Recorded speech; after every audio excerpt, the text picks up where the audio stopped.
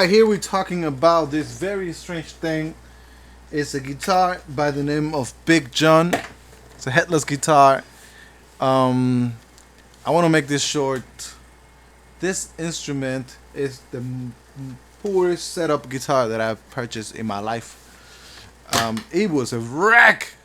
Oh, good lord, how bad this guitar was when it came from China. It took I paid for this in April, beginning of April, and it arrived this weekend. So it's been shipping for over 5 months, almost 6 months. And then when I received the instrument, quote unquote instrument, look, it has all of these tooling marks in the fretboard. I hope you can see these. Otherwise, I put B-roll. Oh no! And it has all of this wear out. I hope you can see it. Look, it's a mess. This guitar is a mess. It's a bad mess. Number one, now it's a mess, but I've made it work, which is the key. I made this guitar work.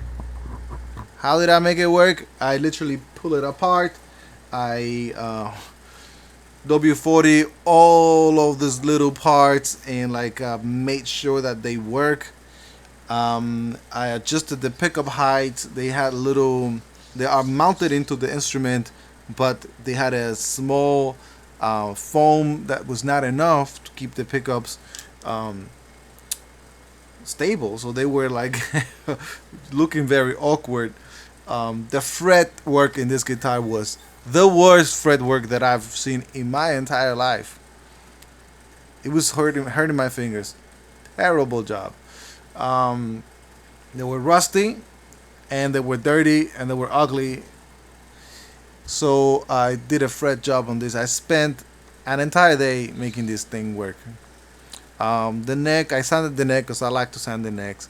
Now, a very interesting feature about this guitar is that it looks like it has a five-piece neck. It really does have a five-piece neck, but the wood is, I assume, is the same because this black thing is painted. That's not the color of the wood, obviously, but it truly is a five-piece neck. That being said, the neck has an interesting compound radius. So here it is, I believe it's a 12, and here's like a 16, something like that. So it is interesting, but it is a really thick baseball bat neck, which I wouldn't expect from a guitar that looks like this. That's strange. This looks like a very old-fashioned Telecaster, but even thicker. It's the thickest neck that I have. It is very odd. It feels nice though. And if you combine that with true jumbo frets, these are true jumbo frets. Wow. I don't know if you can see this. Let's see. These are jumbo frets. Very thick frets. This guitar has extremely thick frets. This overlord of music bridge is very crappy. Definitely upgradable. Surprise! The pickups sound really, really, really nice, especially within this strange package. Pickups sound really, really nice. Let's see. Make sure I'm in focus. Yeah, pickups sound really, really nice. It's a small, compact body. I really like the shape. I really like the natural finish in the front. That's why I went for this, and it was the cheapest option. That being said, the electronic job in this guy is a disaster. It's a bad mess. The guy used this screw and it's very tight and it's bad. It's just bad quality. It doesn't fit in, and the cavity in the back is tiny, tiny, tiny. Seriously, what are you thinking about, John? Uh, it was a wreck. The worst guitar that I've ever purchased in my life. I almost feel like I regret buying it. But then I give myself the challenge of making it whole and making it hold and making out of it a great instrument. And I'm getting close, I'm gonna replace these pickups and put some coil splits into it. I'm gonna replace the entire electronic cavity. I might even replace this bridge for something that is better. It has a particular design issue, which is that let me see if I can show you here. Here, this guitar is fan threaded. Very interesting. One of the main reasons why I purchased it. And there is not enough tension in this section compared to this section. You can tell that the locking nut is not angled like the frets. So it's hard to get this guitar straight enough because when you do, then you don't have enough tension in this fret and this section of the fret. So I'm thinking of some kind of like smaller bar that I could use to hold this fret. That being said,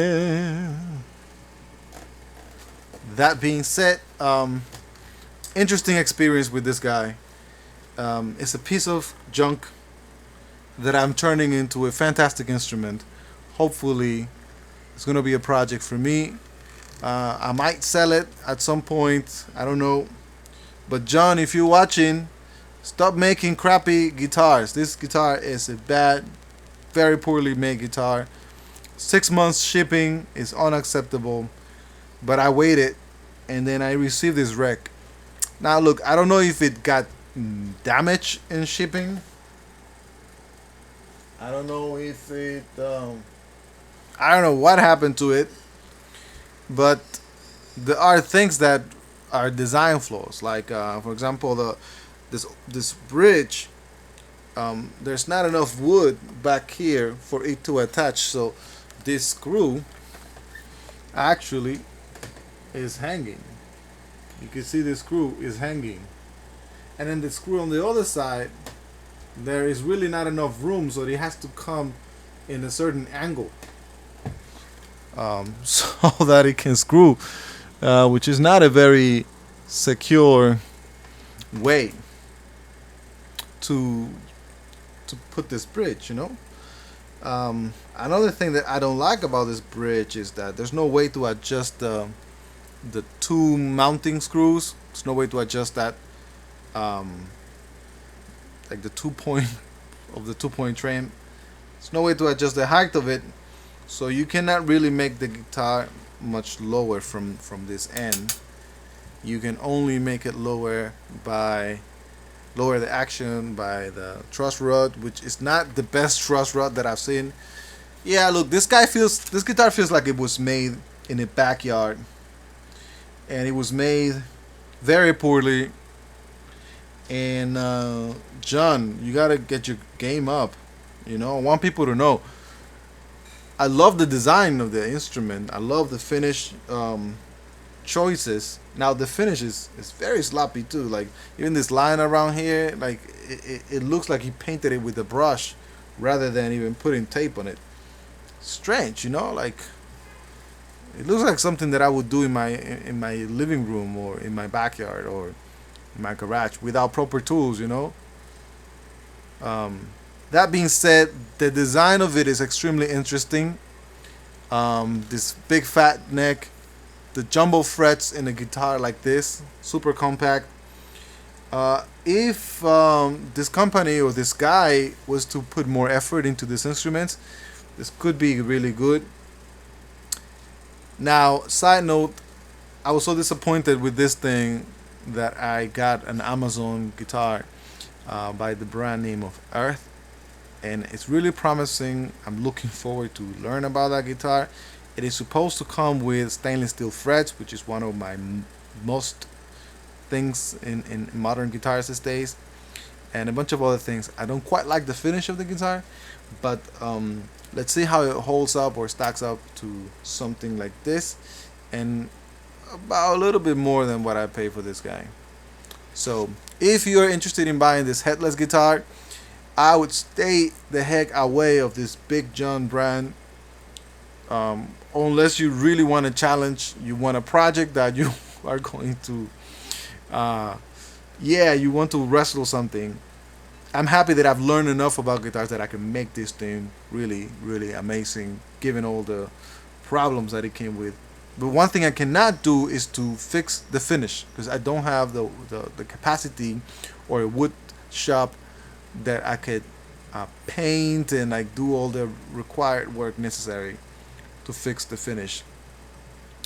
And to destroy the finish in a fretboard, like there's tons of tooling marks here, and like literally like if it was hit with a hammer or something. Wow, really really poor job. Um, like outstandingly poor. And you could tell none of these things have anything to do with uh, uh, like the shipping process. Very bad. All right, stay the heck away of Big John guitars. I'm gonna make this guitar amazing, and if I decide to sell it, whoever gets it is gonna be very lucky because I'm gonna make it amazing. I will not be able to fix the finished parts, but I will make sure that this is an extremely good playable instrument, or the best that I can. But if you buy it from Amazon, from eBay, from this guy in China with this company called Big John, my opinion, there's much better options out there, way better options, right?